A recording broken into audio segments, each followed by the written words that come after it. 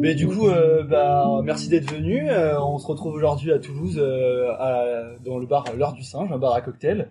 On est en présence du coup de Marquand, qui va co-animer avec moi cette émission. Pierre-Julien Chêne. Donc toi, t'es un ancien N7, promo 2018. En ce moment, t'es doctorant cifre à Airbus Defence and Space en partenariat avec l'ONERA. Tout à fait. Voilà, on reviendra après sur ton parcours. Et Raphaël Morin, d'IRAF, enseignant-chercheur à l'N7, encadrant de thèse aussi pour l'IMFT, si je ne me trompe pas. Et puis pareil, tu nous expliqueras plus en détail ton parcours un peu après. Je propose déjà, le thème de notre bretelle aujourd'hui. Ça sera celle de la recherche. On va parler principalement de tout ce qui tourne autour de ça, vu que vous êtes un peu dans le milieu. Et du coup, si par exemple Pierre, tu veux commencer sur ton parcours, comment t'en es arrivé à ce que tu fais en ce moment? Ouais, du coup, j'ai eu un parcours assez classique. Du coup, après un bac S, j'ai fait une classe prépa scientifique. Et du coup, j'ai eu l'N7 après les concours. J'ai été dans le département télécommunications et réseaux, qui s'appelle maintenant sciences du numérique, et j'avais fait une spécialisation sur les réseaux embarqués. Et en dernière année, en plus du diplôme de l'N7, du coup, j'ai fait un master de recherche qui était à moitié à l'N7, à moitié à l'INSA, sur aussi cette thématique des réseaux embarqués. Et pendant mon stage de fin d'études, du coup, chez Airbus Defence and Space, dans le service où je travaille aujourd'hui, j'ai eu une opportunité pour commencer une thèse CIFRE, et c'est comme ça que le projet s'est monté. Donc aujourd'hui, je travaille sur des réseaux informatiques à bord des satellites. Ok. Du coup, si tu veux, on enchaîne sur attends, ton métier en ce moment avec la thèse, ça t'a commencé quand Alors j'ai commencé la thèse en novembre 2018, Okay. Et ça finira en janvier 2022. J'ai eu 3 petits mois de prolongation. Et au quotidien, en fait, c'est des activités de recherche. C'est juste qu'au lieu qu'elles soient menées juste dans un laboratoire, elles sont menées à moitié dans un laboratoire et à moitié chez l'industriel. Ok. Ça marche. Toi, Raphaël, du coup, ton parcours en quelques mots et ce que tu fais maintenant aujourd'hui en tant qu'ancien chercheur? Alors, donc moi j'ai un bac éco, j'ai fait une Ah, prépa éco d'accord. et pas très longtemps. Et après je suis rentré à la fac en physique fondamentale. J'ai fait 2 ans à la fac. À Grenoble, c'est ça? Non, du coup à Marseille. Ok. Et je suis rentré à l'ENS Lyon sur dossier. J'ai passé 2 ans là-bas et j'ai fait un master 2 à Grenoble. Et après j'ai fait ma thèse à Grenoble. Voilà. Ok. Après, Sur quoi ta thèse? du coup, Rapidement. ouais, rapidement. Parce que ça a duré 3 ans. Donc rapidement ma thèse, je travaillais sur le transport de sédiments dans les rivières et j'ai développé un code qui couplait de la modélisation de grains avec un écoulement fluide. Ok. Voilà. Et après ça, j'ai fait 1 an de postdoc à l'IMFT et j'ai eu un poste. Là, ça fait maintenant 3 ans que je suis en poste. Voilà, je suis enseignant-chercheur ici. Et tu connaissais Toulouse avant ou c'est juste le poste qui t'a fait venir Alors du tout, je connaissais pas du tout Toulouse. C'était juste l'opportunité du postdoc avec des gens que par contre je connaissais, que j'avais rencontrés en conférence. Voilà. Ok. Ça marche. Donc, point commun entre vous deux, la thèse. Peut-être que ça peut être intéressant de commencer par toi, Pierre-Julien, qui l'a fait encore actuellement. Du coup, tu es en thèse CIFRE. Est-ce que tu peux expliquer rapidement c'est quoi une thèse CIFRE par rapport à une thèse conventionnelle? Oui, bonne question. Du coup, la différence entre une thèse CIFRE et une thèse plus académique, on va dire, c'est qu'il y a donc ça s'appelle Convention industrielle de formation par la recherche.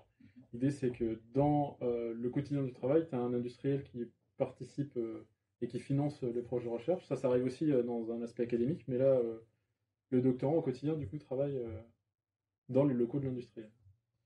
J'ai l'avantage, du coup, de ce que j'ai pu voir, hein, c'est quand même des sujets qui sont en général un peu plus appliqués, un peu plus concrets que les projets de recherche académique. Par contre, du coup, en contrepartie, il y a un travail de vie avec plusieurs équipes, parce qu'il y a à la fois la vie au laboratoire de recherche, du coup à l'ONERA, avec des anciens chercheurs, puis après il y a une vie avec des ingénieurs au quotidien chez Airbus. Et donc on n'a pas tout à fait le même type d'échange, le même type d'activité, et c'est assez intéressant. Ok. Et du coup, comment dire, quand les démarches que tu as fait pour faire cette thèse, elles sont particulières par rapport à une autre thèse. Et puis, qu'est-ce que c'est les démarches en général pour faire une thèse? Bon, alors du coup, je vais parler de mon Ouais. cas sur la thèse CIFRE, mais en fait, c'est assez fastidieux de monter une thèse CIFRE parce qu'il y a 3 dossiers à monter. En fait, il faut à la fois monter un projet avec l'industriel, c'est-à-dire monter une embauche pour en général un CDD de 3 ans. Il faut monter un contrat de collaboration entre l'industriel et l'académique sur quelles activités on va mener, quelles sont les propriétés intellectuelles qu'on va échanger, et, comment va fonctionner notre travail au quotidien. Puis après, il y a un dossier avec la partie, on va dire, école doctorale et puis financement, où là, avec l'Association nationale de la recherche, il faut monter un dossier où on montre, on met notre CV, une lettre de motivation, le sujet de thèse qu'on compte, le projet de recherche, on va dire, qu'on compte faire avec l'industriel et l'académique. Et puis là-dessus, Du coup, c'est plutôt le doctorant qui vient proposer sa thèse ou... ça dépend. Dans Ou mon tu cas, peux dans mon répondre à cas une ça a été candidature. ça. En fait, Ok. il y a, par exemple, là, pour le coup, je parle chez Airbus, sur le site carrière, on trouve des offres de CIFRE. Mais parfois, dans mon cas, par exemple, c'est nous qui avons monté le dossier. Ouais. J'ai échangé avec mon chef quand j'étais en stage. Je lui ai dit que j'étais éventuellement intéressé par un projet de recherche. Et c'est comme ça, au fur et à mesure du stage, qu'on a monté le dossier, qu'on a rempli les différents documents et qu'on a fini par réussir à faire une thèse. Du coup, toi, tu peux nous dire peut-être les démarches pour une thèse, on va dire classique, Ouais. dans un labo public. Ouais, je peux vous donner du coup moi comment ça s'est passé pour moi déjà. Donc en fait, moi je me suis renseigné assez tôt. Quand je me suis réorienté d'éco vers la physique, je savais que je voulais faire de la recherche. D'accord. Donc assez rapidement, quand j'étais en master 2 en septembre, j'ai été voir les labos autour pour préparer, pour voir est-ce que je pouvais éventuellement faire une thèse avec les gens. Donc je cherchais un stage plus une thèse dans la suite. Pour dire que ça marche pas toujours, donc j'avais 3 opportunités sur lesquelles je m'étais renseigné. Donc une qui était la suite de mon stage de master 2, une autre qui était sur un sujet qui m'intéressait particulièrement sur les avalanches, et une troisième qui était un sujet sur le transport de sédiments. Donc vous voyez bien, finalement j'ai eu la troisième. En fait, après du coup, c'est juste une démarche. Il y a des gens qui proposent des sujets, donc on va les voir. Éventuellement, si on est motivé, on peut essayer d'influer sur le sujet, de proposer des choses. Mais Du coup, ça, c'était une question qu'on avait. Tu peux avoir quelques libertés sur le sujet de thèse donc, vis-à-vis de ton tuteur, parce qu'il a peut-être une idée précise. Ouais. Est-ce que tu peux prendre des libertés? ouais, alors ça dépend énormément de l'encadrant et ça dépend énormément de est-ce que le projet il est large, c'est le début, on va dire, avec une question assez ouverte, ou est-ce que c'est un truc très précis qui après des années de recherche sur un domaine nous sont arrivés, donc l'encadrant il sait qu'il veut faire ça. Et c'est plus précis. Donc ça, les sujets, ils varient tous autour de ça. Et c'est quasiment jamais tout balisé, ça n'arrive jamais, mais par contre, il y a plus ou moins d'expérience dans le domaine de la part de l'encadrant et dans le domaine précis dans lequel il va se lancer. Et du coup, après, moi, les démarches pour une thèse comme ça, c'est juste, donc il y a des thèses qui sont déjà financées. Donc là, la personne te dit j'ai déjà le financement, il faut juste discuter avec elle et puis le convaincre que vous êtes le meilleur candidat, quoi, grosso modo. Une fois qu'il te classe Comme une premier, candidature classique. ouais, une fois qu'il te classe premier, le sujet il est acquis. Et moi, les autres candidatures qui n'ont pas marché, c'était des candidatures école doctorale, ce qu'on appelait bourse ministérielle. Aujourd'hui, ça s'appelle contrat doctoral établissement. Là, par contre, c'est un concours en fait qui est mis en place par l'école doctorale. Et donc, il y a les gens proposent des sujets. D'abord, les laboratoires classent les sujets. Et ça, c'est important, en fait. Moi, je m'en rendais pas compte. Mais par exemple, sur le premier sujet, le sujet a été très mal classé, donc j'avais aucune chance, c'était fini, je suis sorti. Donc ça, c'était de la politique de laboratoire et j'avais aucune prise dessus. Et on m'a juste dit le lendemain, en conseil de laboratoire, on a décidé que tu étais derrière, donc c'est fini. Okay. Et donc ça, tu le maîtrises pas. Et après, une fois que tu es passé le cut, on va dire, du laboratoire, c'est un concours entre guillemets, donc chacun, tu vas défendre ton sujet, tu vas discuter, et il peut y avoir soit un dossier plus un oral, ça dépend des écoles doctorales. Et là après ils font un classement et t'es classé ou t'es pas classé. T'es classé, t'as le sujet, t'es pas classé, tu l'as pas. Ok. Voilà. On reviendra peut-être après sur les fonds alloués et tout. Ouais, bien sûr. Et est-ce que aussi peut-être, je pense que c'est une question qui intéresse pas mal, surtout à l'ENSET où on est une école quand même assez tournée vers la recherche. Concrètement, parce que c'est un mot qui fait assez peur, la thèse, c'est quoi une thèse en fait? Ça paraît comme un travail colossal de 3 ans. Qu'est-ce que c'est concrètement une thèse? Donc, je sais pas qui veut commencer. N'hésitez pas à vous battre pour prendre la parole. Ouais, je peux commencer, tu compléteras. Grosso modo, déjà il faut le voir, en fait, c'est un projet de recherche. Moi, le truc que j'ai tendance à dire, c'est qu'une thèse, ce qui est difficile quand on se lance dans une thèse, c'est que ça ressemble à rien de ce qu'on a vécu avant. Parce qu'en fait, quand on est en stage, on a beau faire un stage de recherche. Un stage de recherche, moi par exemple, si je fais un stage pour un Master 2, c'est quelque chose qui va être très cadré. Je sais déjà que ça va aller Ouais. dans cette direction-là, je sais déjà ce qu'on va faire et tout Et ça. puis même les stages, enfin, c'est un peu plus encadré qu'une thèse où là, Ouais, t'as le champ des possibles un peu devant toi pour les ouais, 3 ans. ouais, donc tu as à la fois cet effet encadrement et à la fois cet effet est-ce que le sujet est balisé ou pas. Ce qui est très difficile quand on part dans une thèse et ce qui est difficile, je trouve, quand on est thésard, moi c'était difficile pour moi en tout cas, c'est le moment où tu comprends qu'en fait, il s'est plus balisé. Ouais. C'est-à-dire que et donc on avance un peu à tâtons. Alors quand t'es chercheur, tu as une idée vague de vers où tu veux aller, tu te dis ouais, ça va marcher, c'est à peu près par là, mais tu sais jamais précisément. Et donc ça veut dire que tous les jours tu avances. Et tu sais pas trop, peut-être t'essayes dans cette direction-là, puis peut-être c'est pas bon, tu vas revenir dans Mais une autre le métier direction. de chercheur aussi, est-ce que c'est un peu ça quand même, non? Ah, c'est complètement Ouais, ça. voilà. C'est complètement ça. Mais ce qui est difficile C'est quand que tu c'est la arrives en première thèse, fois, c'est que c'est la première ouais. fois que tu es confronté à ça et que d'un coup, tu as envie de dire à ton directeur de thèse, mais dis-moi où faut aller. Et il te dit, bah moi je sais pas. Ok. Et donc ça, ce moment-là, il est difficile. Et c'est là où on attend aussi d'un thésard qu'au fil des années, il prenne en main son sujet lui-même. Donc à la fin, c'est lui le spécialiste du sujet, plus que l'encadrant. Ok. Oui, j'ai pas grand-chose à rajouter. Peut-être que toi c'est un peu plus encadré, non parce que toi j'ai l'impression, enfin, je vais dire peut-être une bêtise, mais quand tu es en entreprise, ils ont sûrement une stratégie, ils visent, ton sujet il est précis, ils veulent que tu aies un résultat peut-être concret à la fin. Du coup, est-ce que c'est pas un peu plus encadré, plus procédurier, je sais pas trop. Alors oui et non, c'est-à-dire qu'en fait au quotidien c'est pas forcément plus encadré, au contraire en fait c'est un petit peu difficile parce que l'industriel il n'a pas forcément cette vision de l'évolution à tâtons, Ok. on va chercher quelque chose mais on sait pas forcément à quoi on s'attend en termes de résultats, alors que la vision de l'industriel c'est plutôt bon ben là on se donne 2 semaines, dans 2 semaines c'est fini, on a atteint notre objectif et puis c'est fait. Et en fait du coup ça c'est difficile à gérer dans la thèse. Donc ça c'est le premier aspect. L'autre aspect c'est oui il y a un petit peu d'encadrement parce qu'on sait quand même dans quelle direction on veut aller. Par contre en fait si tu veux, tu as un objectif qui est une grande phrase. Après, est-ce que comment tu découpes en fait cette grande phrase en une liste d'actions, c'est ça le jeu de la thèse, quoi. Ok. C'est pas facile. Et ça, même chez l'industriel, on l'a pas, en fait. Et du coup, vous avez parlé de, nous, c'est 3 ans une thèse. On voulait savoir. Du coup, 3 ans, c'est long, c'est court, et du coup, par où on commence, quoi. Et puis, est-ce que on abordera après, et est-ce que aussi c'est long sur un aspect psychologique? Est-ce que on reviendra ça après? J'ai des chiffres un peu pour les mettre sur la table là. Mais Ça va faire mal. C'est ça. ah voilà. Du coup, On commence par quoi quand on fait une thèse? Donc on a peut-être 3 ans devant nous, on commence par quoi? C'est quoi le premier point, la première grande étape?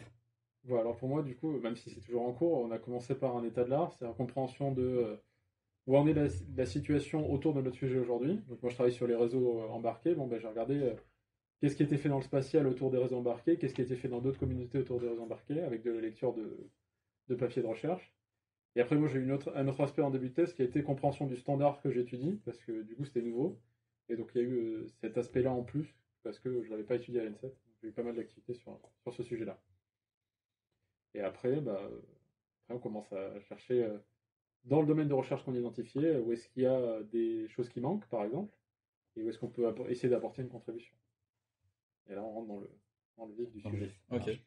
Ah, Après, juste quand tu rentres dans le vif du sujet, j'imagine c'est quoi, c'est théorie, pratique, tu fais un peu des deux, c'est mix. C'est une navette entre les deux à chaque fois que tu trouves quelque chose, tu fouines un peu plus.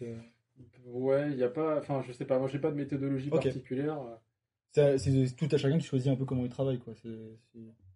Ouais, et puis ça dépend du besoin que tu as identifié. Ok. Enfin, c'est pas facile à expliquer. Ouais, Ça dépend je- du besoin que tu as à combler, en fait. Ok.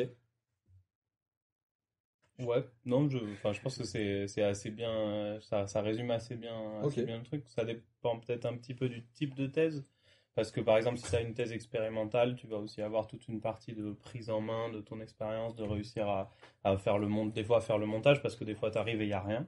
Et donc, il faut monter la manip, il faut réfléchir à tout ça. C'est long, c'est beaucoup plus long que ce qu'on peut imaginer de monter une manip. Bah, nous, souvent. on a fait Ouais. une ébauche de PIP. Ouais. Ouais, c'était long. En plus, il y a eu le Covid, donc c'est compliqué en effet de se dire. Enfin, quand on fait un TP en cours et tout, le travail en fait il est pré-mâché. On sait où on veut nous amener et tout. Et nous, on savait pas trop quoi étudier, quoi faire, comment le faire. Il y a plein de détails auxquels tu penses pas. Ouais, carrément. Des trucs, détails de merde. Enfin, c'est de la pratique en fait après. Ouais. Tu prends ton clou, ton marteau, tu scies des trucs. Enfin, nous on l'a pas fait, mais j'en connais qui l'ont fait. Donc carrément. Et je voulais revenir un peu sur du coup l'aspect psychologique de la thèse. On a un copain, Anatole, qui travaille avec nous pour le podcast. Et lui, par exemple, dans un labo de recherche à Toulon, et il travaille avec une équipe et 3 doctorants, ils ont quitté. Enfin, ils ont quitté leur thèse, ils ont arrêté. J'avais un petit chiffre aussi, c'était que 5% des doctorants qui font une thèse SSS, donc une thèse de tournée sciences, ils arrêtent en cours de route. Est-ce que ça, vous l'avez... Enfin, déjà vous, votre ressenti psychologique sur la thèse, et puis est-ce que c'est comment? Est-ce que vous avez vu des gens quitter, et pour quelle raison, quoi? Vas-y, je te laisse commencer. Arrêtons les politesses. Alors, ouais, donc je peux répondre oui à tout, déjà. Ok. Moi j'ai commencé ma thèse en même temps qu'un très bon pote à moi et il a pas fini. Ok. Donc ça c'était et c'était pas faute, c'était pas une question de niveau, c'était même pas une question de résultat. C'est-à-dire que lui il est arrivé à la fin de sa thèse, il avait des résultats, il avait tout était prêt et en fait et ben psychologiquement il a jamais réussi à écrire alors que D'accord. c'est quelqu'un qui avait brillamment réussi ses études, qui avait déjà écrit un rapport de 80 pages, qui avait déjà fait des choses. Mais il y a un aspect psychologique qui est hyper dur dans la thèse. Et honnêtement, moi, j'ai rien vécu d'aussi dur psychologiquement Ah ouais, ok. dans mon métier après. Même la prépa, bon, tu t'as fait peut-être pas très long en éco, J'ai mais... pas, ouais, j'ai pas fait très long, mais même la prépa, pour moi, ça a pas de rapport en fait, Ok. parce que c'est vraiment un truc. C'est un travail Je sur sais, soi-même je sais aussi. pas comment expliquer, mais Tu te donc, remets pas en question, en fait. qu'est-ce qu'il y a? Tu te remets pas en question en prépa. En C'est prépa, ça. tu bosses et puis tu vas tout droit. Ouais. Alors que là, pendant la thèse, Ouais. Alors, il y a deux dimensions pour moi. Pour moi, il y a une dimension qui est vraiment. En fait, c'est très dur. Tu travailles pendant 3 ans. Et bon, peut-être 2 ans et demi parce que tu vas écrire au bout 6 mois avant la fin. Et en Ok. fait, d'un Quelque chose coup- à faire, pas faire, c'est quoi ça? De quoi? D'écrire 6 mois avant la fin? Si, 6 mois avant la fin, c'est un bon timing. Ok. Moi, j'ai plutôt écrit 2 mois ou 3 mois avant la fin. Ok. Bon, après, ça, je regrette pas. Non, je regrette pas, mais j'avais pas beaucoup de vie à ce moment-là. Tu vois, c'est tout. Mais du coup, mentalement, c'est très dur parce que tu as travaillé pendant 3 ans et tu dois produire le résultat qui va être des 3 ans de travail. Et ça, c'est très très dur parce qu'en fait, tu te mets face aussi au fait de est-ce que tu as réussi ou est-ce que tu n'as pas réussi à la fin. Face à ça, il faut que tu produises un truc qui sort de ça. Et tu te mets en danger, clairement, parce qu'en fait, tu es en train d'écrire un truc et tu te dis, ah, mais si ça se trouve, ça va être nul. Et moi, par exemple, je voulais continuer en recherche et je me suis dit, si j'écris une bonne thèse, j'ai des chances de continuer. Si j'écris une mauvaise thèse, c'est fini. Mais dans quel Et- sens? Est-ce que tu vas être derrière, les gens vont entre guillemets t'employer des labos, ou est-ce que c'est plutôt pour toi, enfin, ton acquis de conscience? Non, moi, c'était plus. Enfin, moi, cette pression, je l'avais parce que aujourd'hui, pour être recruté en tant qu'enseignant-chercheur ou en tant que chercheur, il faut un très gros dossier. D'accord. Et si tu te loupes en thèse, ben voilà, c'est très compliqué pour la suite. D'accord, C'est ok. possible, hein, je dis pas que j'ai des histoires où ça a été une réussite derrière, mais c'est compliqué. Et du coup, ça, mentalement, c'est très très dur. C'est très très dur d'accepter ça, de se mettre face à ça. Et puis, on a finalement, pendant la thèse, assez peu de retours sur est-ce qu'on fait vraiment une bonne thèse ou pas, comment ça se passe. Et ça, c'est très difficile à vivre. Ok. Je pense que ouais. C'est un aspect très dur. Et après, pour moi, le deuxième aspect très dur, c'est que une thèse, t'es très seul et t'avances. C'est ton projet, c'est ton truc et c'est toi qui dois avancer tout seul. Et même quand t'es mal, même quand t'es pas bien, même quand en fait, c'est toi qui dois te botter le cul, c'est toi qui dois y aller. Et il y a des gens pour te mettre un peu de pression, mais pas beaucoup. Et ça, mine de rien, Ah, si tu sais pas travailler seul, si tu sais pas t'organiser tout seul, c'est compliqué. Et puis même quand tu sais travailler seul, en fait, c'est dur tous les jours d'avoir cette unique pression de toi-même, en fait. Ouais, Ça, ok. c'est finalement pas si facile. Ok. Et ça existe pas, je sais pas, par exemple, en entreprise avec les tests chiffres et tout, où il y a plusieurs doctorants sur une même thèse, ça existe des groupes de thèses, je sais pas comment ça pourrait s'appeler. alors pas dans mon cas. Ok. Enfin, en général, c'est plutôt des projets assez précis. Et, Ouais. Tu bon, mérites une seule personne sur le. ouais, sur le sujet. enfin, ça peut dépendre. Après, il faut dire aussi que l'industriel, il n'a pas forcément énormément d'argent à mettre Ouais. dans un projet de recherche. Donc, quand il a déjà un thésard, c'est Ouais, déjà ok, bien, ouais. quoi. Mais, après, sur des thématiques de recherche, en fait, quand tu as des groupes des chaires ou des groupes de recherche, là, tu peux avoir plusieurs doctorants, mais ils travaillent pas sur le même sujet, ils travaillent sur la même thématique. Ok. Ça, c'est possible. Ouais, c'est dur de mettre 2 doctorants sur un même sujet parce qu'en fait, ils vont être en compétition. Donc nous, on joue pas à ça. Parce qu'en fait, Fatela, du coup, c'est quoi? C'est qu'il y en a un qui va sortir, comment on va faire? Ils vont travailler ensemble, un article après, celui qui est premier, c'est très important. Tu vas mettre premier, deuxième, dans quel ordre, comment? Et ça, on essaye d'éviter au maximum, même si des fois, tu as des arcs qui sont sur des sujets proches. Tout le jeu de publication, on va en reparler, Ouais, parce que surtout ouais. que Marquand, il a... Et c'est intéressant ça du coup, c'est qu'en fait la recherche ça peut apparaître comme un sujet pour le bien commun entre guillemets, donc on recherche bon, peut-être moins dans le cas pour un industriel où c'est peut-être très orienté produit finalement ou pour en tirer quelque chose à la fin, mais il y a quand même cette idée que la recherche c'est quelque chose pour le bien commun généralement. Et là tu parles d'intérêt personnel en fait et de compétition, et ça c'est une dualité que moi je connaissais pas du tout, et en fait en faisant des stages là-bas on se rend compte, c'est pas forcément malsain, mais on se rend compte que ça existe ce côté-là compétitif, et c'est une idée qui est assez peu répandue. Donc, les publications, typiquement, on en fait quand on est en thèse, ou c'est un truc qu'on fait après la thèse? Comment ça se passe un peu? Comment on fait rayonner notre... Est-ce que d'ailleurs, il y a ce jeu de... Comme ça aussi, un peu d'égoïsme, si je puis me permettre, pendant une thèse cifre, vu que bah, c'est peut-être moins... Enfin, tu sais que tu peux rester peut-être dans la boîte derrière, je sais pas. Ouais, je vais commencer par dire que pour soutenir la thèse, aujourd'hui, on nous encourage à avoir un certain nombre de publications. Ok. Donc à partir de là, tu as quand même ce challenge de il faut publier. Avant la thèse? Avant de la soutenir? Pendant la thèse, en Ok. gros, il faut avoir un article dans un journal ou dans des conférences de haut rang. Et donc il y a cet enjeu il faut écrire, réussir, et dans cette durée de 3 ans, à faire passer un certain nombre de papiers. Donc il y a un aspect un peu challenge sur ce côté-là. Après, je connais des gens du coup en thèse cifre chez qui l'industriel ne peut pas du tout communiquer sur le sujet, et donc ils ont un papier, ils publient un papier pendant la thèse, et puis après c'est fini. D'accord. Donc ça dépend, enfin c'est très variable là-dessus sur ce sujet-là.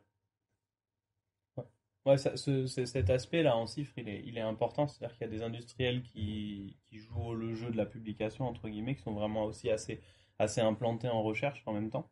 Mais il n'y en a pas du tout. Et ça, c'est ce que tu disais, c'est vrai. Et donc, bah, typiquement, si tu veux continuer dans la recherche, il faut surtout pas aller sur une thèse cifre qui va aller sur ce genre de créneau, parce que du coup, après, tu peux pas valoriser grand-chose. Ok. Donc ça, c'est vraiment, ouais, c'est vraiment un aspect important aussi. Dans ma thèse, par exemple, du coup, on a fait l'effort avec l'industriel d'essayer de. Donc, on travaille sur des satellites. Donc, du coup, on a fait l'effort de travailler sur un modèle de satellite sur lequel on peut communiquer. C'est-à-dire qu'il n'est pas. À partir d'informations qu'on a glanées sur différents éléments du satellite, en fait, on a construit un modèle sur lequel que j'ai publié en ligne et sur lequel on se base pour pouvoir communiquer. Comme ça, au moins, on n'est pas limité par des contraintes de propriété intellectuelle ou de confidentialité. Du open source, quoi. Ouais, c'est un petit peu ça. Ouais, C'est l'idée. Ok, t'as raison. Ok. Moi, je voulais juste savoir aussi, surtout pour toi qui encadre en thèse, et puis toi, tu vas me dire aussi, en fait, la plus-value que tu pourrais avoir, donc, Raph, toi, tu viens de fac, et puis PJ de l'ENSET, et est-ce qu'il y a une plus-value à venir de la fac? Est-ce que, c'est quoi les différences entre un mec qui vient de la faculté? C'est quoi les différences d'un mec qui vient d'ingé? Est-ce qu'ils travaillent de la même manière? Est-ce qu'il y en a un qui est préféré à l'autre? Alors, Question tricky, c'est ça? Ah non, je peux répondre. C'est fait d'y répondre là-bas. Je commence, je sais pas, c'est ma vision de la fac, mais je pense que quelqu'un qui vient de la fac, il est plus autonome. Ok.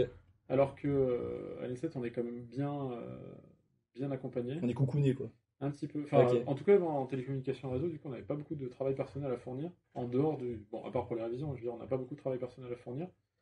Et on a beaucoup d'heures, finalement. Et quand je discute avec des gens, des potes à moi qui sont à la fac, ils ont l'impression qu'ils ont moins d'heures et plus de travail personnel à fournir pour arriver au même résultat. Après, c'est ma vision des choses, c'est peut-être pas la réalité. Ah ouais. Peut-être qu'on va pouvoir en discuter. Mais après, pour la thèse, je suis pas sûr, parce que ce qui compte, c'est d'être motivé, d'être passionné par le sujet qu'on fait. Finalement, la formation, dans les deux cas, on a un master. Ok, il y en a un qui s'appelle ingénieur, mais ça reste un master, et on a une base de connaissances qu'on amène en bagage pour la thèse. Donc je pense pas que ça soit je pense pas que là-dessus ça soit pénalisant. Même j'ai envie de dire en école d'ingénieur, niveau communication écrite, vu que c'est quand même quelque chose qui nous est demandé en thèse, on ne travaille pas beaucoup, et c'est plutôt un challenge de venir de ce genre de formation et de passer sur D'accord. Ok. des activités. Du coup, le gap sera un peu plus grand au niveau, on va dire, des langues ou des choses comme ça, de la synthèse, de l'esprit de synthèse pour les ingés, quoi. Je sais pas. En tout cas, ouais, moi je suis assez d'accord. Hein. Je pense venir d'une formation ingé, en tout cas, c'est clair que c'est pas rédhibitoire. Quand tu es motivé, finalement, ça marche très bien. Et puis à l'ENSET, vous avez vraiment un bon bagage, hein, clairement. Donc ça, c'est pas un problème. Après, c'est vrai que ouais, je pense que la fac, c'est particulièrement approprié, on va dire, pour continuer dans la recherche. Alors pour plusieurs raisons, tu l'as dit déjà parce que en fait, à la fac, pour moi, le premier truc, c'est qu'à la fac, t'es laissé tout seul. Et que finalement, ça c'est comme en thèse. parce que en fait, t'es jamais vraiment laissé tout seul en thèse, mais t'as un accompagnement qui est quand même minimal, entre guillemets. Tous les jours, c'est toi qui travailles. C'est pas quelqu'un d'autre qui est là pour travailler avec toi. Et tu vois, même si tu vois ton encadrant toutes les semaines, bah, au jour le jour, c'est toi qui avances. Quoi. Et ça, la fac, ça te prépare assez bien à ça parce que du coup, t'es très peu encadré, t'es très peu. Voilà, on te donne juste des choses à faire et on te donne un objectif et puis il faut y aller. Tu travailles beaucoup tout seul et ça c'est sûr que ça c'est un avantage. Et aussi, moi, le deuxième truc que je verrais, en tout cas en étant à la fac, moi, je me concentrais beaucoup sur la compréhension de la physique, sur tout ce qui allait avec et finalement moins sur tous les exos, moins sur être un bourrin dans pas mal de choses, comme ça peut être le cas en prépa et comme j'ai pris dans la tête, en tout cas, quand je suis arrivé à l'ENS Lyon. Et finalement, quand tu arrives en recherche, on te demande plus de penser par toi-même, de penser les concepts, de penser les choses. Et du coup, ça, c'est quand même vraiment approprié. D'accord. Mais après, tu peux être en école d'ingé et avoir cette approche-là aussi. Ouais. Donc, en fait, tout Ça passe. dépend Hein, aussi c'est pas... d'une personnalité aussi. Ouais. Ouais. Ouais. Ok. Mm. Ok. Je sais pas si tu as quelque chose à rajouter. Moi, je voulais peut-être passer sur le. Enfin, Pour la thèse, je pense qu'on a bien dégrossi le truc globalement. J'espère que. tout à l'heure, ouais, on parlait mince, des fonds alloués, tout ça. Et on va faire allez, un mini clash entre privé et public dans le.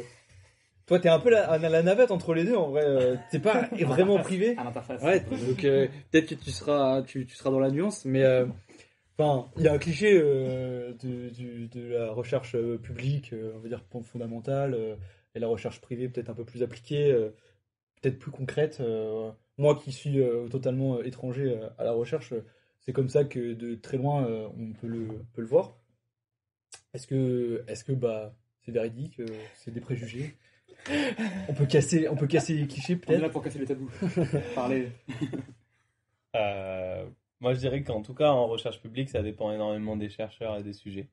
Si tu vas bosser avec certains collègues, c'est pas du tout cliché. Moi, j'ai des collègues, j'adore travailler avec eux, hein, mais c'est vraiment. En fait, ils en ont rien à foutre de l'application, c'est vraiment le dernier truc, tu vois. Et d'un coup, il te dit, mais pourquoi t'essayes pas de faire ça? Et tu dis, mais ça représente rien. Et tu dis, oui, bon alors. Et donc, tu vois, oui, mais la physique, elle est intéressante, elle est riche, et ça va nous intéresser.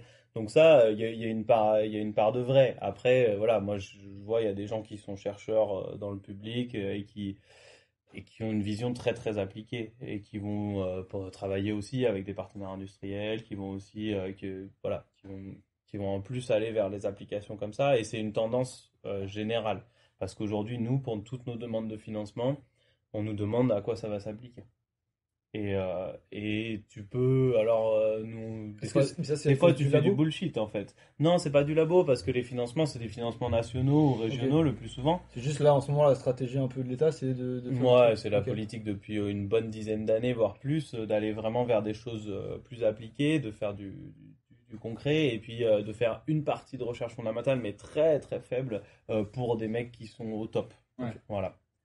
Et du coup, bah, en fait, tu justifies tout. Tu arrives, tu te dis, alors bon, aujourd'hui, on dit encore du bullshit et ça marche. C'est-à-dire que moi, je dis que je vais révolutionner le transport de sédiments alors que je regarde 3 billes qui se courent après, quoi. mais c'est, enfin, voilà. Donc, tu parles à un ingénieur et il te dit, mais vas-y, tu fais quoi, là, avec ton truc, là? C'est marrant. Tu sais, je modélise une rivière, je modélise ça sur la rivière, quoi. Donc, t'es là, tu te dis, il dit, sur 10 km, moi, je m'en fous de tes 3 cm, quoi, tu vois. Donc voilà. Et ça passe encore, mais c'est en train de changer, hein. Et on nous demande de plus en plus des choses qui vont vers de l'appliqué. Et du coup, je te laisse parler peut-être sur l'aspect R&D, mais je pense que c'est sûr qu'il y a une dimension plus appliquée. Alors, moi, du coup, je sais que dans le process d'analyse du dossier à l'ANRT, donc l'Agence nationale de la recherche, il y a une personne qui regarde l'impact économique de la thèse et les retombées qu'il peut y avoir à faire ce type de recherche. En gros, c'est non seulement est-ce que c'est. Enfin, bon, effectivement, quand ça vient d'industriel, en général, c'est assez appliqué parce que derrière, tu as un produit ou tu as une direction dans laquelle tu veux aller. Donc, enfin, moi, dans mon cas, en tout cas, c'était très appliqué. Et les échanges que j'ai avec les doctorants CIF, en général, c'est quand même. Essayer de répondre à un besoin concret de l'industriel. La partie fondamentale ne l'intéresse pas forcément beaucoup. Par contre, voilà, du coup, il y avait cet aspect de est-ce que ce qu'on va faire là, demain, ça va permettre d'amener des emplois dans la région? Est-ce que demain, ce qu'on fait là, ça va permettre de dynamiser un secteur où il n'y a pas forcément beaucoup d'énergie aujourd'hui? Il y a ce genre de questions économiques qui apparemment sont posées pendant l'étude du dossier. Bon, il se trouve que ça, on n'a pas accès à ce genre d'informations, mais je sais que ça s'était étudié pour la thèse. Donc cet aspect appliqué, comme tu le disais, c'est vrai qu'aujourd'hui, il est bien considéré. Ok. Du coup, et peut-être question encore un petit peu tricky là. Il y a des différences de salaire entre les deux. Enfin, je sais pas, un docteur en chiffres, un docteur dans le privé, un docteur dans le public. Je mets les pieds dans le plat, ouais. Non, mais t'as raison. Alors, oui, ça c'est clair. Même sur des financements publics, il y a des différences de salaire selon ce que tu as. Donc, si tu as En fonction du fonds alloué, ça Alors, c'est en fonction du type de financement. Si tu as une bourse, un contrat doctoral établissement, c'est fixé je crois que c'est de l'ordre de 1 300 € par mois net, un truc comme ça. Et selon les organismes, je crois que le CNRS, les bourses CNRS, c'est un peu plus, ça doit être 1 500, 1 600. Et après, voilà, si tu es financé sur un projet, tu négocies ton salaire. Donc là, tu peux le négocier, entre guillemets, tu peux négocier plus si tu veux. Mais bon, sachant que, en tout cas, sur les financements publics, il n'y a pas grand monde qui joue à ça. Et tu négocies, tu vas pas négocier 3000 balles, quoi. Ouais, c'est ça. Donc, mais voilà, par exemple, moi, j'ai un thésard sur un projet là, et lui, il est arrivé, il a négocié son salaire. Et aujourd'hui, il a 1600 net ou 1700 net, donc un peu plus que les autres, mais c'est pas c'est pas énorme. Ok. Ouais, du coup, j'ai un peu honte de le dire même. Non, il faut. Ça a son importance. Ouais, moi, des échanges que j'ai avec les doctorants qui sont au labo, clairement, il y a une différence de salaire. Après, ça dépend beaucoup des entreprises. Je connais des doctorants en CIFRE chez qui. En fait, en CIFRE, il y a un minimum qui est 24 000 € annuels, brut. Je sais pas combien ça fait. Je sais pas combien ça fait en net, mais voilà, c'est pas grave. En net, ça doit faire 1008 à peu près. Je pense. Ok. Et moi, je gagne entre 2000 et 2100 € net par mois, sans les primes. D'entrée de la thèse, ou il y a une évolution à l'intérieur de la thèse? Alors moi, du coup, mon salaire n'a pas évolué pendant la thèse. J'ai été embauché à la sortie de l'ANSET en tant que, au salaire d'un ingénieur ANSET qui était proposé par le RH. C'est en fait, ça, c'est les grilles salariales de Airbus qu'on jouait dans la balance, quoi. Ouais, pour ce truc-là, ouais. Parce qu'en fait, après, c'est ce qui est assez marrant d'ailleurs, c'est qu'on se dit que du coup, Bac plus 5, si on va sur un boulot, on est payé 2 000 € par mois, je sais pas, c'est une enveloppe, on va dire. On va vers une thèse, on perd, le salaire baisse, c'est ça qui est assez marrant en fait finalement. Alors qu'on a la même qualification, c'est juste qu'on choisit de faire 2 chemins d'activité différents, mais les deux c'est des expériences qui comptent dans notre parcours. Et c'est là où c'est un petit peu de poids de mesure, ça c'est marrant. Je crois, je me trompe peut-être, mais quand on est thésard, on est encore étudiant, statutairement. Alors, je sais pas. Tu peux nous montrer la carte étude. Je vais voir ma carte. Alors, c'est encore 6 €. Alors, ça dépend, mais oui, en général. Donc, t'as une carte étudiant, ça c'est sûr, parce que t'es inscrit à l'université pour l'école doctorale. Okay. Donc après, la même que nous en fait. Mais je suis en costard dessus, c'est plus mal. Et le droit, lui. C'est clair.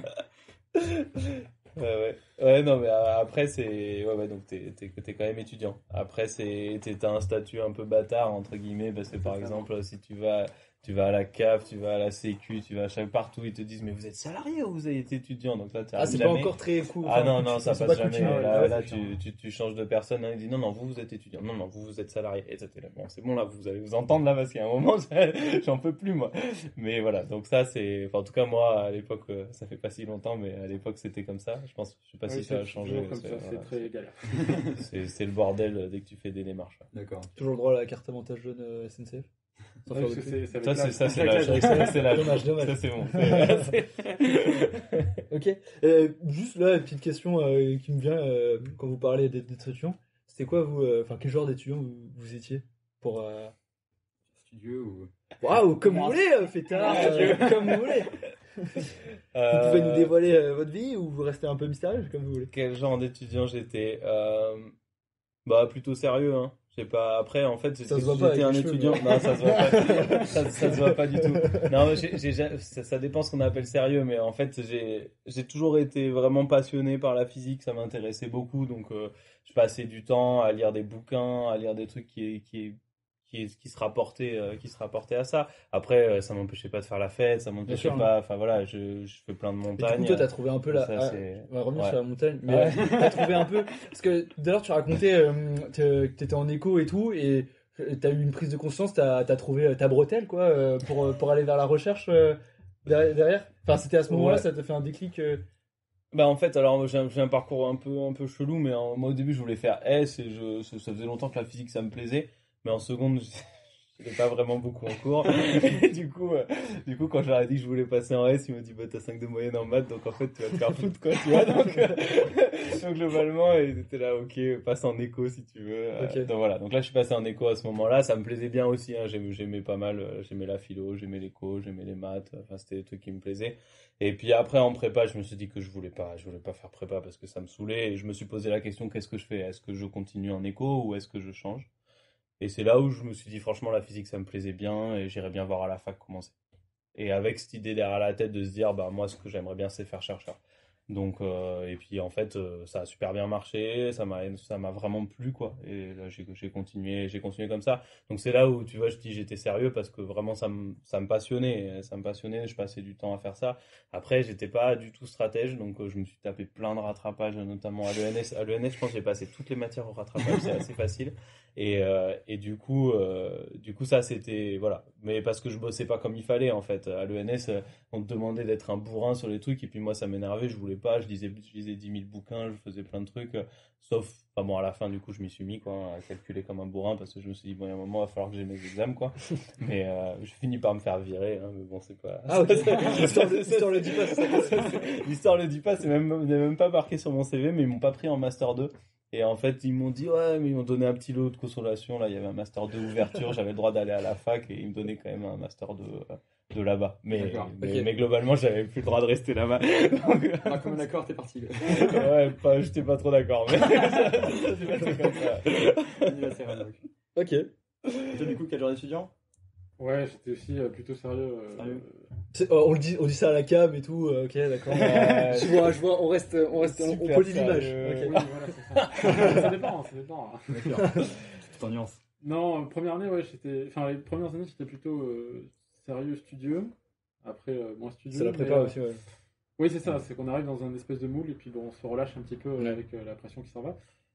Par contre, j'ai eu le déclic en dernière année où là, c'était pas juste aller en cours, ça me plaisait d'aller étudier ce qu'il y avait à étudier. Et donc là, c'était pas juste. Enfin, avec la spécialisation Ouais, du réseau embarqué en fait. Ok. Mais c'était pas juste sérieux, je vais en cours. La fin en troisième année, c'était vraiment cool, ça m'intéresse, allons-y.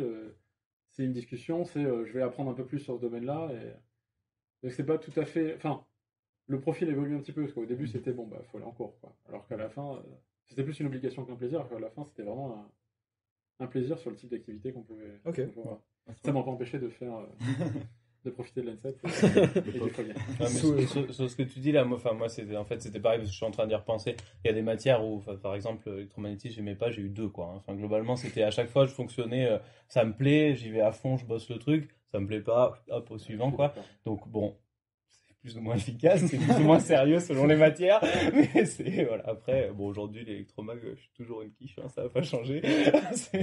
On te demande pas d'être fort. Pour l'instant, on me On est demande valide. pas de l'enseigner, mais le jour où on va me le demander, je vais être joker, je pense. Ok. Mais du coup, on parle vite fait de l'enseignement là. Enfin, là, tu disais enseigner l'électromagnétisme. Et vous deux, bah, toi déjà, tu es enseignant à l'ENSET. Et puis, PJ, toi, tu étais un peu, enfin, t'étais chargé de t'aider. Je sais pas si tu l'as encore. Ouais, bon, alors du coup, j'ai fini ma charge pour cette année, mais Ok. je fais des vacations à l'ANSET du coup, depuis 2018, depuis le début de la thèse, sur des TP et des projets de Master 2 dans la filière dans laquelle j'ai été. Donc c'est pas mal parce que ça permet En fait, c'est super intéressant parce que du coup, on change de position dans la classe. C'est-à-dire qu'avant, tu es dans une position où tu écoutes, tu reçois l'information, et là, finalement, tu te mets dans une position où tu dois donner une information à quelqu'un, faire passer un message. Et c'est là que tu te dis, merde, ah ouais, en fait, il y a un petit peu de boulot, il y a un challenge. Et c'est assez intéressant. Sans compter de la préparation avant, parce que par exemple, un TP, bon, même s'il y en a qui le font, on ne revient pas les mains dans les poches, en fait. Tu reprends le truc avant, tu vérifies que le logiciel est toujours installé, tu relances un coup, tu vérifies que ça marche, et puis tu essayes de te dire quelles sont les questions qu'on va me poser pour être capable d'y répondre. Parce que si on pose une dizaine de questions et que sur les 10 questions, tu es capable d'en répondre avec une, tu perds toute ta crédibilité face aux enseignants dans cette matière-là, en tout cas. Et du coup, c'est vrai que c'est super intéressant, en fait. Ça change aussi du quotidien du boulot. Ça permet de voir autre chose, ça permet de changer complètement d'ambiance et de milieu. C'est très intéressant. Et après, bon, j'ai la chance de faire les enseignements que j'ai reçus à l'ENSET. Donc ça me demande un peu moins d'efforts pour les préparer parce que finalement... Il a encore la correction. Il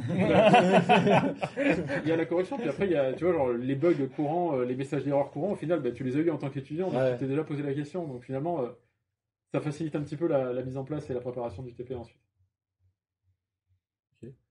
Ouais, je confirme ça parce que moi c'est l'inverse.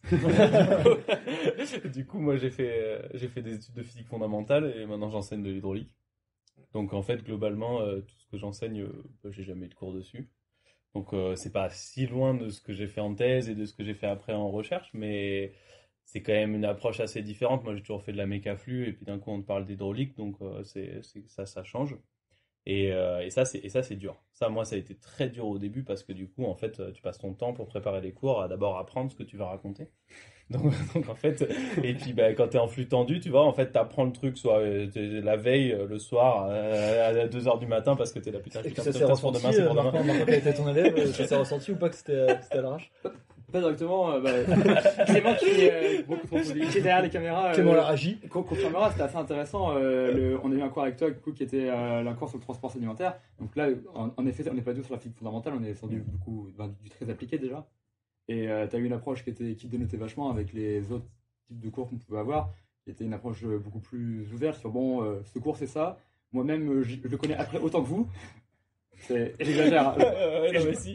Ça passe ou ça casse, quoi. Mais comment vous voyez ça et quel axe vous voulez approcher et on va essayer de le faire ensemble. Et t'avais quand même. On se doutait que tu avais quand même la connaissance pour que tu. Donc ça, c'est ce que vous croyez. Et en fait, tu révisais à chaque fois 2 heures avant le cours. Mais non, du coup, ça rendait peut-être l'approche intéressante parce qu'au lieu d'être un prof qui était très sûr de ce qu'il allait proposer, tu étais plus ouvert à des suggestions et justement qu'on puisse un peu influer sur le cours. Et ça, c'était une approche qui était intéressante, que j'avais jamais eu personnellement. Anatole, il coupera au montage quand tu dis que tu fais ça avant les cours, comme ça se saura pas. Il peut laisser, je le dis même en cours. Mais alors ça, par contre, je sais pas si PJ t'a eu la même expérience, mais passer de l'autre côté, c'est incroyable. Tu te dis que t'es un guignol, que personne va te prendre au sérieux, tu peux même te décolorer les cheveux. Et en fait, t'as beau faire tout ce que tu veux, les gens comme ça, ils font oui monsieur. Non mais arrêtez, je dis des conneries et tout. Et ça c'est assez rigolo ce changement parce que moi au début je me sentais comme un imposteur. J'enseignais des trucs, je connaissais rien, j'avais regardé la veille, j'étais là, la première année moi j'ai mis énormément d'énergie, j'ai dormi rien du tout, toutes les nuits je bossais quoi, globalement j'étais là, j'angoissais, je me disais putain, alors j'essayais d'apprendre, de comprendre de quoi on parlait. Il y a des trucs c'est dur, c'est technique, tu comprends pas à la première année, donc après c'est là où j'ai trouvé des techniques d'enseignement un peu alternatives, du type que Marc en décrit. Après en plus c'est ça qui est intéressant, c'est que moi j'ai beaucoup continué à faire ça. Parce que j'ai remarqué que c'était quand même assez efficace, ça marchait bien avec les étudiants. Finalement, d'arriver en disant, en fait, voilà les questions qu'on se pose sur ces trucs-là, voilà, et donc saisir juste les enjeux. Et puis finalement, tu sais pas tout, mais c'est pas grave. En fait, tu construis aussi avec tes étudiants et tu construis le truc. Ça, pour moi, ça m'a sauvé. Ça a sauvé mes nuits surtout parce qu'en fait j'étais sur des trucs où je n'y arrivais pas. J'avais un cours de méthode numérique pour les écoulements à surface facile, mais c'est l'angoisse. Ça y est, cette année c'est on n'a pas compris d'avoir les Chinois là. Pardon. Méthode numérique pour les écoulements à surface, tu vois. Et du coup ça c'était un cours très technique et voilà, ça fait 4 ans que je donne et c'est cette année là je commence à maîtriser un peu les outils dont je parle. Et ça c'est très dur, hein. T'enseignes des choses, t'es là, tu maîtrises pas, et quand c'est pas des matières que t'as fait, ça c'est dur. Et ça arrive finalement souvent parce que quand on est enseignant, bah, en fait, on te demande, t'as une charge, c'est 192 heures, et ils te disent, bah, tu feras ça, tu feras ça, tu feras ça, tu feras ça, et toi, t'es là, oui, bah, ça, je connais pas, ça, je connais pas, et puis, ouais, ok, c'est pas grave. Alors après, moi, je me prends pas la tête outre mesure, mais c'est vrai que j'ai des petits moments de solitude, des fois, tu vois, des trucs genre, t'es là, tu dis non, bah, les écoulements potentiels, bon, ça sert à rien, quoi, et puis après, tu te fais triquer par tous les collègues qui te disent que c'est super important, tu vois. Donc là, tu fais, ok, j'ai rien dit, tu reviens en cours, tu dis c'est super important. Tu perds un petit peu de crédibilité, mais voilà, ça finit par marcher. Oui, je suis assez d'accord, ça c'est bizarre au début, les phases d'enseignement, surtout. En plus, quand tu as des élèves qui sont plus âgés que toi, Ah ouais. vraiment plus âgés. Ceux qui sont Ah, en master spécialisé. ouais, ou des gens qui sont en apprentissage, en formation continue, Ah oui, qui arrivent, qui ont 35 ans ou 40 ans. Et toi, tu te dis, bah ok, moi j'ai été diplômé il y a 3 mois, j'ai fait un enseignement, c'est marrant. Et en vrai, au début, ouais, ça fait bizarre. Mais alors après, ces gens-là, après, bon, les gens en général sont cool et puis ils sont ouverts sur l'enseignement. Ouais. Mais ils n'ont pas la même posture que l'étudiant. En général, ces gens-là, ils appellent pas monsieur, venez voir s'il vous plaît, quoi. En général, c'est plutôt un tutoiement. Bon, c'est pas, enfin, moi, ça me dérange pas du tout, c'est très agréable. Au contraire, le vouvoiement de l'étudiant, ça fait un peu bizarre. Surtout la première année, quoi. Mais Après, quand tu mettras le costard, tu demanderas vraiment ça. non, mais je veux dire, tu vois, genre, je vois pas pourquoi. Je vois pas pourquoi. Il y a 2 mois, tu vois, j'étais Ouais, étudiant, 2 mois après, la personne a doit me vouvoyer, alors qu'avant, on se connaissait à l'INSET un petit toit, tu vois. Moi, je comprends pas ça. Du coup, ça me dérange pas qu'on se tutoie en cours, en fait. Mais c'est vrai que ça fait très bizarre enfin, tout d'un coup, tu gagnes une espèce de position, comme tu le décrivais bien. Hein, tu montes une espèce de marche que toi, t'as pas forcément prévu de monter ou voulu monter, en fait, mais qui de base est prévue par l'activité que tu portes. En fait. C'est ça qui est intéressant. Qui est un peu amusant aussi, Ok. parfois. C'est intéressant. Toi, t'as vachement insisté sur le fait de déconstruire le rapport prof-élève. Bah, c'était une démarche, ouais, bah, petite paille qui est. Bon, ça fait déjà vu des profs qui demandent qu'on les tutoie, etc. Mais c'est une démarche assez intéressante. Du coup, ça rejoint un peu ce que vous décrivez, le rôle un peu d'imposteur quand on est mis au rang de prof alors qu'on n'a pas grand chose de plus que l'élève devant nous. Non, c'est hyper intéressant, je trouve, en termes de rapport à l'élève. Bah, Pardon, vas-y. Non, vas-y. Ouais, est-ce que vous avez déjà senti que l'interaction que vous avez avec des élèves était dénaturée du fait que vous incarniez le prof et pas. Enfin, ce serait beaucoup plus simple si vous étiez. Si vous buviez des coups au bar en sortant, c'est ça que tu veux dire. Alors, ça, c'est pas forcément plus simple à gérer. Bien que. Non, mais nous, on a déjà eu des profs qui se plaignaient de pas pouvoir avoir de relations un peu plus proches avec des élèves. Bon, je dirais pas amicales, mais ils disaient, ouais, bah avant c'était cool. Cordial, quoi. On pouvait aller à la fin des cours, on pouvait vous connaître un peu plus, on allait boire une pinte. Ouais, ça dépend de la fragilité de l'étudiant, en fait. Oh, bah d'accord, sans parler de ça, mais. Non, mais moi c'est un truc qui m'a. Enfin, c'est ce que disait Marquand, hein. Moi, j'insiste dans mes cours pour que les étudiants me tutoient. Et surtout pour déconstruire cette image de, en fait, il y a le sachant, c'est le prof, il sait tout. Et nous, on est étudiants et puis on attend de recevoir le truc. Bah, déjà, en fait, moi, je trouve que c'est important parce que quand tu es ingénieur, c'est certainement pas cette attitude-là que tu as. Tu vois, c'est-à-dire que tu as une attitude, bah, c'est toi, ça, c'est tes problèmes, tu vas devoir les gérer, tu vas devoir faire avec. Et il n'y a pas quelqu'un qui va te dire, ah ouais, au fait, c'est comme ça que ça marche. Et au fait, c'est comme ça que ça marche. Et du coup, et c'est pareil en recherche. Bah, nous, on a des étudiants des fois qui arrivent, ils nous disent c'est quoi la bonne réponse. Bah, en recherche, il n'y en a pas. Hein, donc là, c'est assez vite vu. Non, mais c'est vrai. Donc, bah, faut la chercher. C'est toi qui vas la chercher. C'est toi qui vas aller la trouver.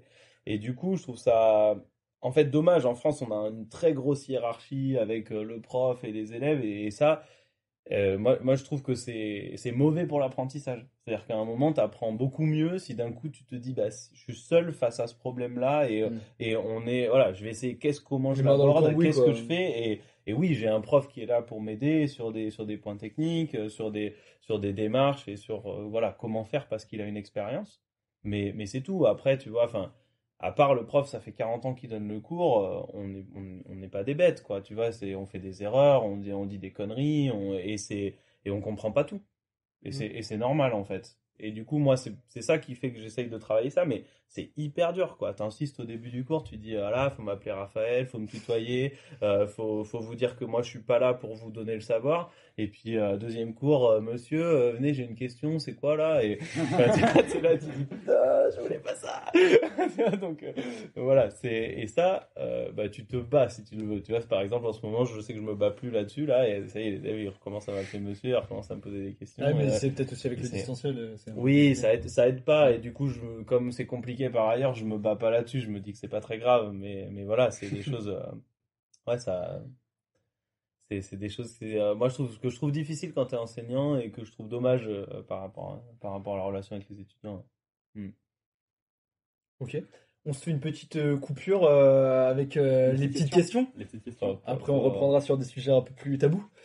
Alors, c'est très simple, quelqu'un pioche et pose la question à l'autre invité.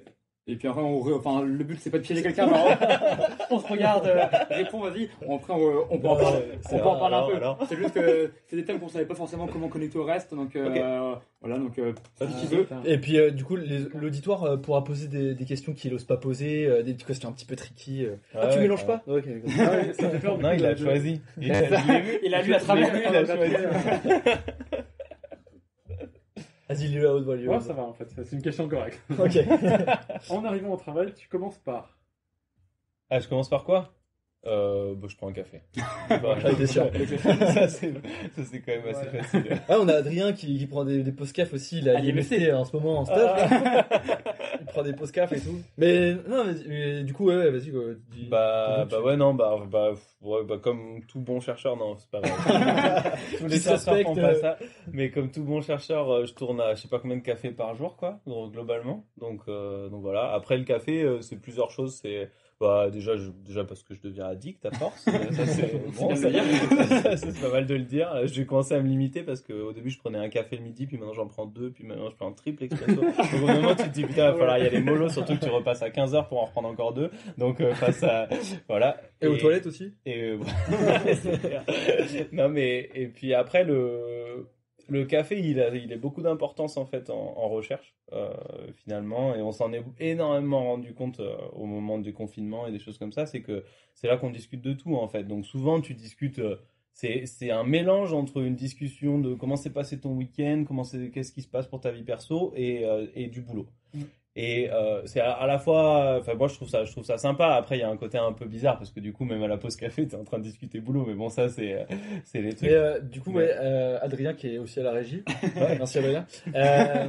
Il a eu un stage cet été aussi et puis il dit que la pause café il était en entreprise cette fois-ci, mais ouais il parlait du fait que c'était enfin il voulait que les gens prennent des pauses café dans l'entreprise pour pouvoir discuter et c'est là où apparemment ils avançaient le plus.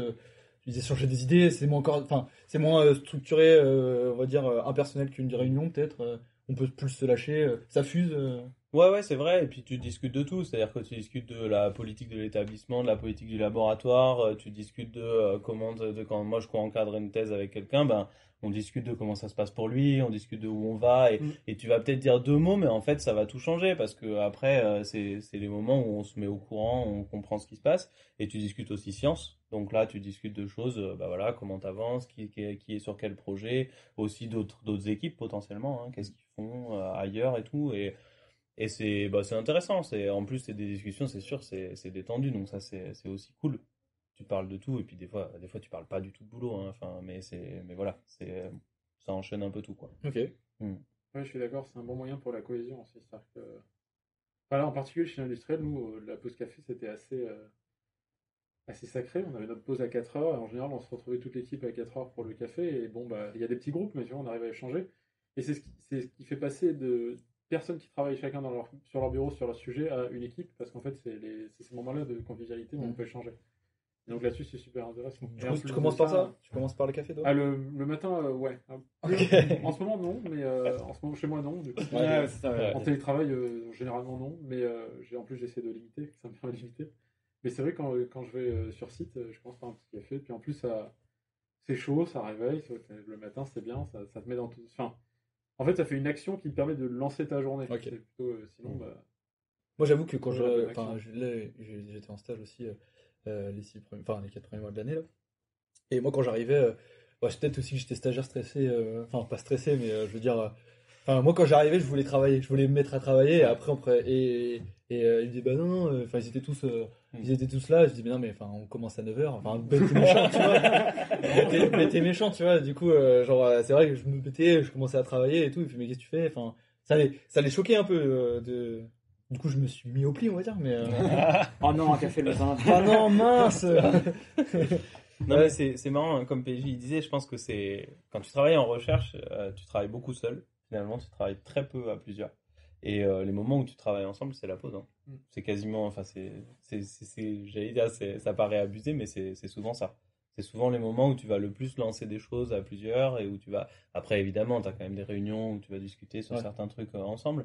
Mais voilà, c'est quand même, je pense que c'est quand même vraiment ça.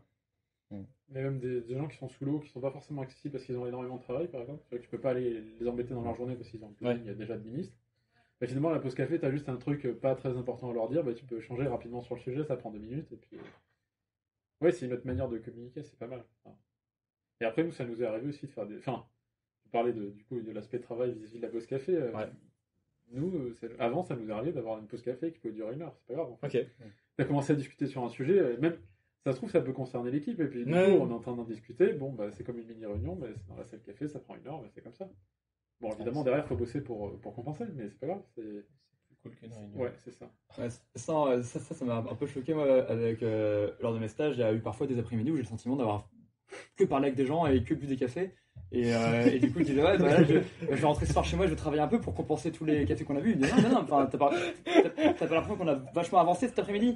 Et en fait, je fais, ah ouais, c'est vrai, enfin, ça m'a arrangé aussi, du coup, parce que Ouais, c'est bon, je vais aller boire des bières. mais c'est vrai, en fait, oui, juste le fait de parler, parfois, donc, toi, t'aurais travaillé 4 heures tout seul et t'aurais buté sur des problèmes. Là, justement, bon, t'as pas encore fait ce que tu devais faire sur l'ordi ou quoi, mais juste le fait d'en avoir parlé, bah, déjà, t'as plusieurs approches, tu sais comment ça va se passer plus ou moins, et t'as peut-être un recul un peu sur toute la question. Et non, c'est vrai que c'est beaucoup plus ludique, peut-être, comme manière de travailler, mais c'est pas diabolisé, c'est pas, je vois, Faut pas le. Du coup, il y a le cliché du glandeur qui va prendre 15 pots de café par jour.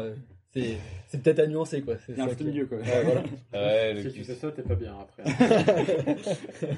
le cliché du glandeur, ouais, non, mais je vois très bien ce que tu veux dire, mais en tout cas, moi, je le croise pas, le glandeur. Et il y en a peut-être, mais quand je vois les gens au labo, ouais, c'est plus des gens qui bossent énormément que de gens qui bossent pas, quoi. Enfin, après, tu vois pas tout le monde, hein, tu sais pas comment ça se passe et tout ça, mais c'est vrai que il y a quand même une quantité de travail importante et les gens sont vraiment dans une dynamique de boulot. Mm. Il y a quand même, même si justement c'est l'avantage, hein, c'est que c'est quand même détendu et que tu peux avoir ces moments de pause, ces moments de trucs. T'as quand même un équilibre entre des moments tranquilles et des moments où en fait c'est quand même des gens qui envoient, quoi. Et, Ok. On Faut peut que repartir sur. Ah oui, pioche. Non, tu veux repêcher une? Ouais, on peut bah, aller, je allez, vais piocher, allez, moi. Ok. De jouer.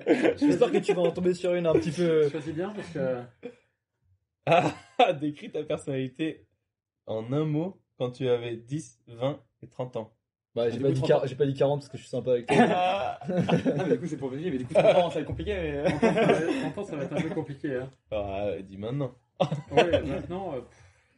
Comme tu veux. Hein, Donc 10, 20 et 30 ans. Donc faut dire les trois, c'est ça? Ouais, Ouais, c'est- c'est l'idée d'avoir une progression dans la mentalité. À 10 ans, je sais pas. Hein, 10 ans, 10 Moi ans, j'étais perturbateur par exemple. Genre mes parents m'amenaient voir le psychologue. Non, merci maman. Ah, je sais pas. Enfin, actuellement, là pour le coup, enfin c'est tout bête. Hein, j'ai fait. En ce moment, je commence à réfléchir à ce que je vais faire après la thèse. Donc, j'ai fait quelques tests de personnalité. C'est un peu rigolo. Ah, c'est clair. Donc le trait qui ressort apparemment, c'est extraverti. Bon. Ok. Je pense que c'est pas un c'est pas le petit truc croustillant que je cherchais, mais voilà, je crois que le trait c'est extraverti et puis curieux aussi. Ouais. Ça fait 2 mots. Non, ouais. Désolé. On les prend. C'est pas grave. Non, ouais, c'était à 20 ans, curieux. Maintenant, c'est toi extraverti. Et, C'est ça. vas-y, toi Raph. Ah, moi aussi, il faut que je le dise. Ouais. Je croyais que c'était la question pour l'autre. On a Non, tous parlé. mais- On a tous On parlé. veut tout savoir. À 10 ans, ouais, à 10 ans, c'est pas facile, hein. Mais à 10 ans, je pense que j'étais plutôt timide. Et ouais. Ça va bien, ouais. On Ouais, prend, ouais, on prend. on prend. Footballeur. Ouais. Ouais, j'ai pas- Ah, je vois les Artengo là. Non, c'est plutôt le tennis, mais ça c'est quand on vieillit, on a à force de se faire des chevilles au foot, on finit par faire du tennis, tu vois. Une carrière de sportif Et- du coup, parce que tu fais de l'escalade aussi en ce moment. je crois. Ouais, bah ouais, non, mais j'hésitais avec ça. Sportif, je faisais beaucoup de sport quand j'étais jeune, je continue, j'en fais pas mal.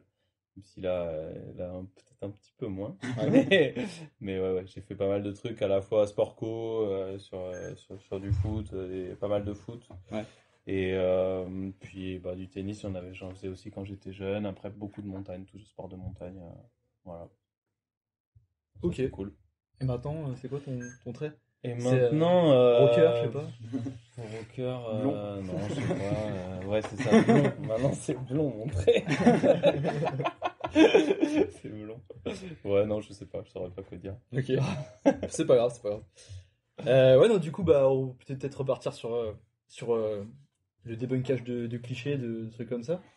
Tu Ouais. voulais aborder quelque chose en particulier, Marco? Je sais pas, qu'est-ce qu'on n'a pas abordé là? T'as quoi sur Poplar?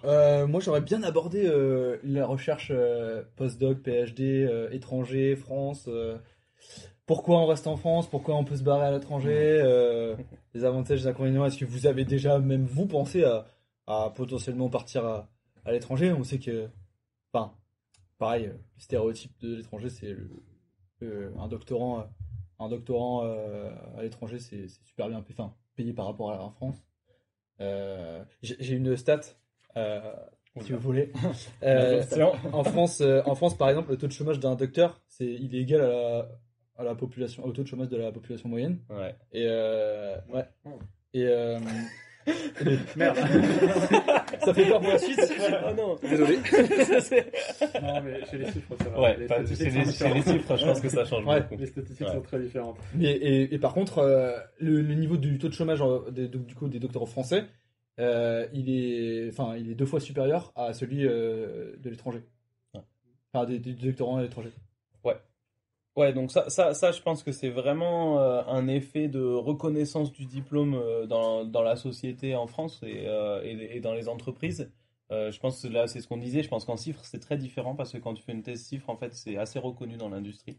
On sait que tu as fait une thèse avec un truc qui était assez appliqué, qui était vraiment. Et donc ça marche bien. Alors qu'à l'inverse, moi, si je veux vendre une thèse en transport de sédiments sur 3 billes, là, par contre, en fait, les industriels, ils vont me dire. C'est même le contraire, c'est-à-dire qu'il y a des industriels qui vont dire, ah non, non, non, mais vous connaissez pas, vous n'avez pas le sens des réalités, vous allez pas comprendre comment ça marche et tout. Donc on va souvent te renvoyer ça, même si évidemment la thèse c'est bien plus que ça.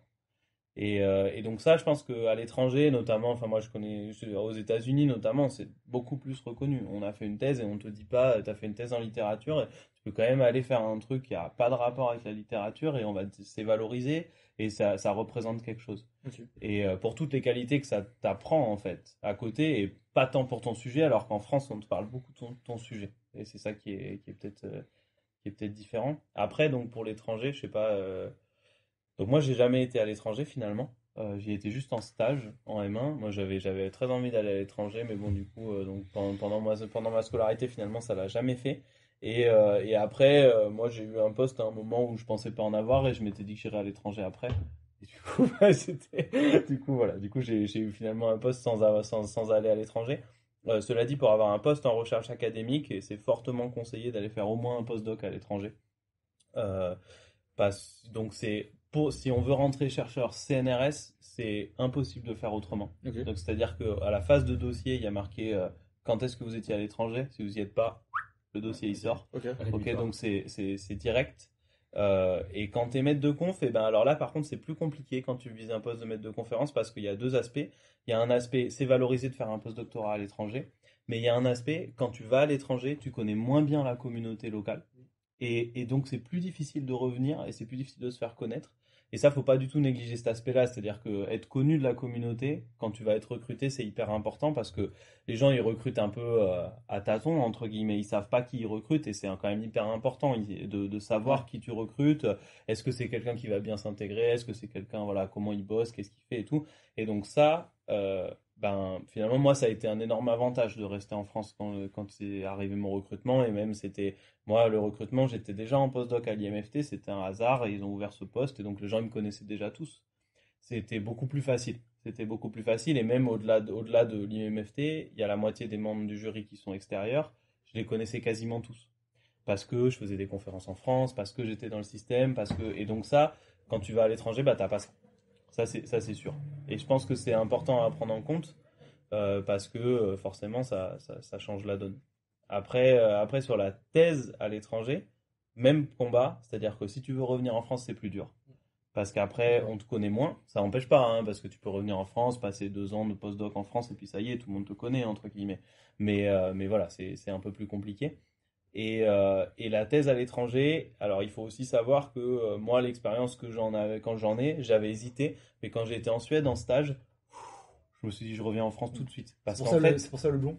c'est pour ça. Non, c'est parce que je voulais me rapprocher. C'est la gimmick. Je voulais me rapprocher de mes racines suédoises. Non, mais parce que en fait, à l'étranger, souvent les thésards sont alors, mais 10 fois moins encadrés qu'en France. Donc déjà en France, t'as des thésards qui sont très peu encadrés. Mais alors là-bas, enfin moi en Suède, j'ai halluciné quoi. Le mec, c'était vas-y, viens me voir dans 6 mois quoi. Et travaille tout seul. Ah ouais. Ok. Et donc là, Attends, tu vois, tu vois ça, tu fais ah ouais, bah, je vais peut-être pas faire ça moi du coup. Parce que moi j'ai fait un stage de M1 et c'était déjà comme ça, tu vois. Il me disait allez hein. On se revoit dans un mois. À la fin de ton Tu le stage. vois, c'est ça. T'as 3 mois. Le grand chef, je l'ai vu le premier jour de mon stage, le dernier jour de mon stage, et le mec intermédiaire, je l'ai vu 5 fois, 6 fois. Enfin, t'es là, t'es en stage de M1, quoi. Hein. Enfin, t'es quand même pas franchement T'es un autonome, baby. quoi, tu vois. T'es un bébé, Et le quoi. mec, il te dit, hey, feu. Ouh. Donc après, tu vas voir. Là, par contre, il y a une grosse solidarité entre thésards et postdoc à ce moment-là, Yep. parce que tout le monde cède. Pas de choix en fait. Bah, t'as pas trop le choix. T'es un peu laissé tout seul. Ok. Ouais, je suis plutôt d'accord avec ton analyse. Même moi, j'avais juste ce point de vue sur l'international. J'avais regardé au moment du stage de fin d'études, en fait. Mm. Il y avait le trade-off entre soit je vais à l'international faire mon stage parce que c'est intéressant, il y a peut-être des opportunités, mais du coup derrière c'est dur de revenir en France parce que t'as pas construit de réseau, alors que quand tu fais ton stage en France, tu peux construire un réseau au sein de l'entreprise dans laquelle tu travailles, surtout si c'est un grand groupe. Bon, si c'est une startup, c'est un petit peu différent, mais là, tu peux construire ton réseau dans l'entreprise et donc du coup te faire identifier comme une opportunité pour une activité derrière. Donc c'est toujours ce choix-là. Ouais, est-ce que ton PFE, c'est entre guillemets ta pré-embauche ou est-ce que Oui, c'est ou est-ce ça. que tu Ouais, donnes c'est une ça. autre expérience peut-être pour après revenir en France? Mais même sans pré-embauche, si tu veux, c'est juste les gens que tu vas rencontrer, quoi. Ouais. Si ton objectif c'est de travailler en France juste après, ok, tu vas peut-être t'amuser pendant 6 mois et ça sera peut-être très cool. Et puis finalement, tu n'auras peut-être pas de soucis pour trouver du boulot en France. Mais enfin, moi, ce que je trouve sûr, c'est que dans ton domaine d'activité, si tu prends ton stage en France, tu vas forcément rencontrer des gens ou échanger avec des gens. Et donc ça peut te faciliter. Enfin, le réseau, c'est ce qui va faciliter ensuite de trouver des opportunités professionnelles. Donc j'avais un petit peu hésité. Bon, il se trouve que du coup, j'ai eu ce stage intéressant chez ADS et je suis resté là. Mais je suis convaincu que si j'avais été à l'étranger, j'aurais jamais fait cette thèse parce que c'est parce que j'ai rencontré ces gens-là et qu'on a discuté qu'on est arrivé à monter le projet de thèse. Et après, sur l'autre point, oui, en France, on sacralise le diplôme d'ingénieur, c'est sûr, hein, par rapport à d'autres endroits où déjà le titre d'ingénieur c'est français. Ouais, c'est en Tu français. regardes moi, j'avais regardé des trucs de recrutement outre-Atlantique, il y a pas la case ingénieur, il y a la case j'ai un master. Donc là, c'est bien d'avoir un master dans ton diplôme. Ouais, on voudrait y revenir, ouais. J'ai un petit papier. Et puis, par contre, il y a la case doctorat. Et pour plein de gens, c'est la norme, en fait. Alors que nous, c'est bac plus 5. Et en fait, quand tu regardes les offres d'emploi, à part dans des établissements de recherche publics ou des trucs financés par les industriels, mais qui restent de la recherche publique, on cherche pas tu cherches pas un docteur, en fait. Mm. L'offre, elle se présente pour un ingénieur ou un ingénieur avec un peu d'expérience, mais tu n'as jamais une offre pour docteur. Et quand j'avais commencé à monter la thèse, il y a du coup des collègues chez Airbus qui m'ont dit fais attention parce que malgré tout, si tu as envie de continuer derrière, on peut te dire t'es trop qualifié. Tu as un bac plus 8 pour un boulot d'ingénieur. Parce que c'est con, hein, c'est qu'un papier parce que tu as passé 3 ans sur un projet de recherche qui t'intéresse. Bon, et effectivement, tu as un diplôme en plus, mais surtout, tu t'es amusé sur un truc qui te passionne. Et tu es fort techniquement sur ce sujet, mais tu as aussi énormément de soft skills à côté qui accompagnent ça et que tu as développé pendant la thèse. Et on te dit, mince, t'es trop qualifié pour faire un boulot de bac plus 5. Alors que c'est un peu dommage, en fait. Ouais. Donc là-dessus, c'est sûr, en France, ça explique peut-être un petit peu aussi la dévalorisation. Enfin, le fait que le doctorat soit pas forcément, pas que pécuniairement parlant, hein, mais simplement en termes de valeur, le doctorat n'est pas forcément aussi bien recherché. Et côté industriel, ouais. Enfin, encore une fois, ça dépend des industriels, mais il y en a beaucoup qui le voient comme une formation. Tu vois, c'est un stage premium où tu as. Pendant 3 ans, tu as monté en compétences, tu vois comment la personne elle travaille, tu vois, pas que sur du court terme, parce qu'en 6 mois, tu n'as pas le temps de le voir, quoi, mais tu Tu vois comment elle interagit avec une équipe, tu vois comment son profil il évolue professionnellement entre le début et la fin de la thèse. Enfin, c'est tout bénef pour l'industrie. Et du coup, la question qui fâche, il y en a beaucoup qui partent à l'étranger, marquant les États-Unis par exemple, pour les sous, quoi. Pour les sous-sous. C'est. Tu veux dire pour faire une thèse? Non, ou même pour aller faire de la recherche là-bas. Parce que. Est-ce qu'il n'y a pas ce sentiment aussi français, enfin, je sais pas, en mode d'être un peu lésé vis-à-vis de ton travail? Il n'est pas assez reconnu? Je sais pas trop. Alors, pour moi, en tout cas, Et puis c'est attirant, quoi, d'avoir. quand tu es chercheur, il y a deux aspects plus importants. Donc l'aspect de reconnaissance, je suis assez d'accord, je pense qu'il joue. Ouais. Et c'est sûr que t'as pas tant de gens dans la recherche française qui sont là pour le salaire. En général, de toute façon, si tu étais là pour le salaire, ça fait longtemps que tu serais parti faire autre chose. Mhm. Et du coup, il y a rarement ce côté que pécunier, entre guillemets, mais par contre, t'as un effet, c'est sûr, si on te propose 3 fois ton salaire, t'as l'impression que tu deviens quelqu'un d'important mais c'est vrai, Oui, oui. et que ça reconnaît ton travail, forcément. Donc il y a ça, et pour moi, l'aspect numéro 2, du coup, dans ce contexte-là où finalement les gens qu'on recrute, c'est pas forcément des gens qui veulent avoir un très gros salaire, c'est surtout un aspect de financement de ta recherche. C'est-à-dire, combien d'argent on va te donner pour toi faire ta recherche, pour avancer, pour embaucher des thésards, pour payer je sais pas, des manips, pour aller en conférence, pour faire des choses comme ça. C'est plutôt cet aspect-là qui est souvent primordial pour les gens et qui fait, je pense, que les gens vont à l'étranger. Après, c'est pas une quantité monstrueuse. En tout cas, moi, dans mon entourage et dans mon domaine, J'ai pas de j'en chiffre, connais désolé. pas, j'en connais pas énormément qui sont partis parce que déjà c'est pas si facile. Hein. Du coup, tu vas Ouais, c'est vivre dans un autre pays quand Ouais, même. Hein. ouais. Donc, faut que ça te plaise, faut qu'il y ait tout ce qui va avec.